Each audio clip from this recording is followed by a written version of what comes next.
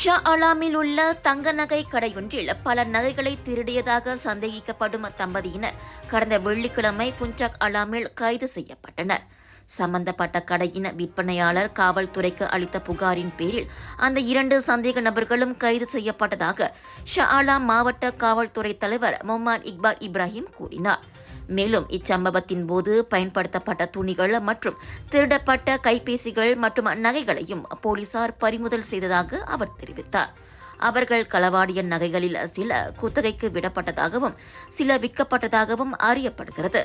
அவைகளையும் போலீஸ் பறிமுதல் செய்துள்ளது. தொடர்ந்து 25 மற்றும் 23 வயதிலான அந்த தம்பதி வேலை இல்லாதவர்கள் எனவும் எந்த குற்றப்பதிவையும் இதற்கு முன்பு கொண்டிருக்கவில்லை என்பதும் விசாரணையில் தெரியவந்துள்ளது. இருந்தாலும் இச்சம்பவம் குறித்து மேல் விசாரணை தொடரும் என போலீஸ் தரப்பு கூறியிருக்கிறது. விலையோ மலிவு, செலவோ குறைவு, தரமோ உயர்வு, மனமோ நிறைவு. மக்களின் தேர்வு என்ரிகோஸ் முழு ஆடை சத்துள்ள பால்மாவு.